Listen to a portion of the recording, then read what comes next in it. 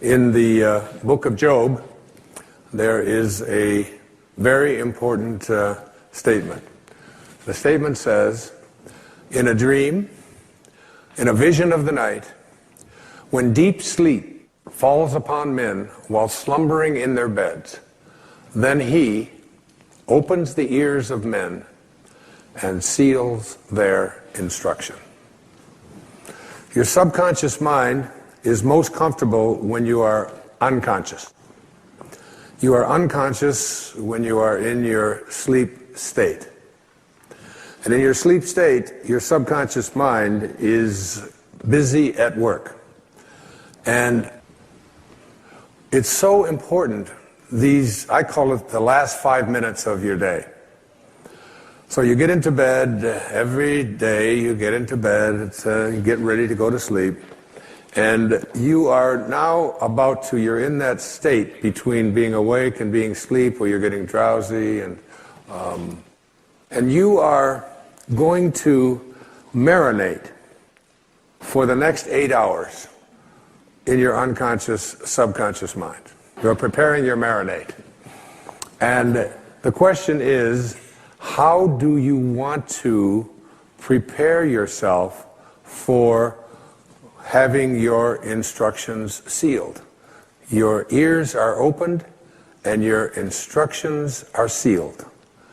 So most people use the last 5 minutes of their day as they're about to enter into sleep to review all of the things that they don't like, and all of the things that didn't work, and all of the people that hurt their feelings, and all of the stuff that is going on in their life that they wish weren't happening. This is their worry time.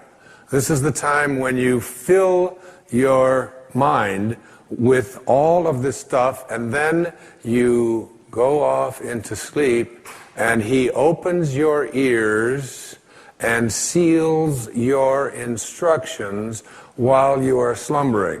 That's right out of the book of Job. So what you want to do is reverse this practice, because your subconscious mind is listening to how you are asking the universe to provide for you what it is that you would like to attract or manifest into your life.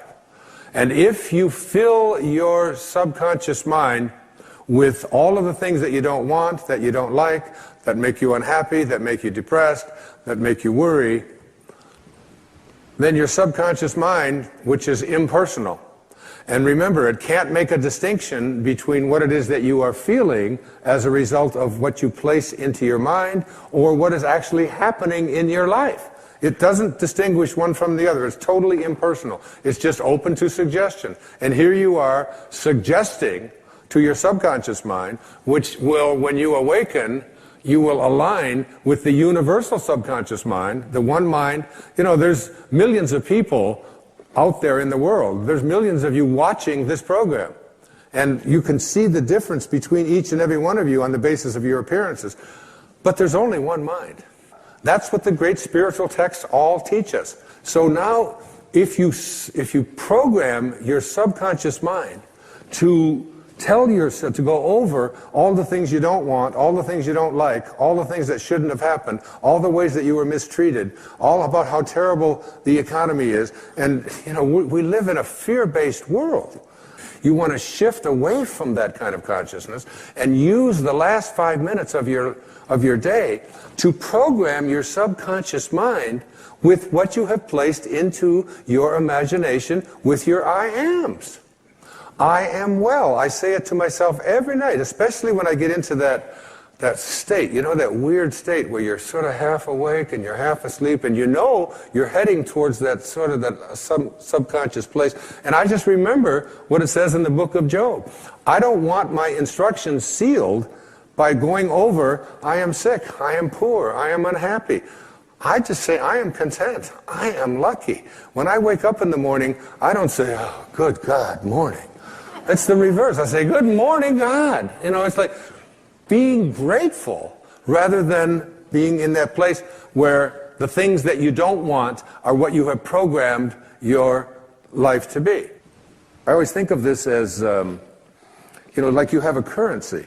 And if I were to give you currency to go out and purchase what you want, and every place you went, you took this currency that you have to purchase what you want, and you purchase what you don't want, and then when you get home and you wonder why your house and your life is filled with everything that you don't want, it's because you're insane.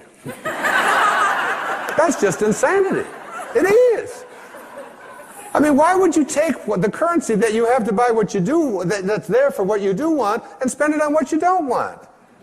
Well, the currency that you have for attracting into your life what you would like to have are your thoughts and your imagination and your I ams, your God consciousness.